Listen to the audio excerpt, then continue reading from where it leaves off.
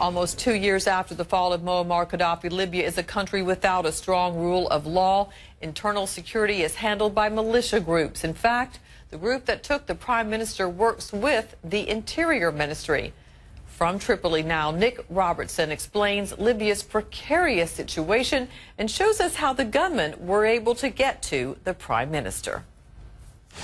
Well, the Prime Minister was held for about 8 hours before he was released unharmed. His ordeal began in the early hours of the morning at his luxury hotel in the center of Tripoli. About 100 heavily armed militiamen burst into the hotel. No shots fired, but they forced him to leave. They said because he had broken the law, essentially undermining the interests of the Libyan nation. The Justice Minister said rubbish, that this was a kidnapping, and that was the position through the morning hours. Eventually, the Prime Minister released, and on his release, he appealed for calm. I hope we can treat this issue with wisdom and calm, away from the tension and escalation. I want to reassure the foreigners inside Libya that this issue happened within the context of Libyan political disagreements, and the foreigners are not being targeted. The reality here is that the militia behind the kidnapping are sanctioned by Libyan lawmakers. This undermines the weakness of the government. There is no strong national army. There is no national police force.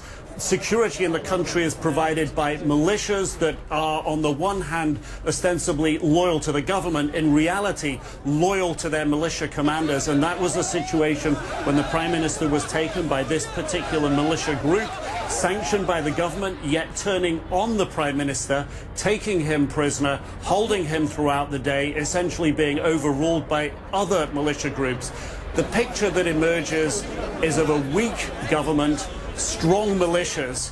The foreign minister here has said it could take a long time before a national security service properly could be built in Libya. The justice minister, when we talked to him, described Libya as being close to a failed state, that he hopes the government can this government can turn around. But for people working in the government, they really feel was a slap in the face for them. Despite their efforts to improve the economy of the country, they feel that they've got the militias in some cases working against them.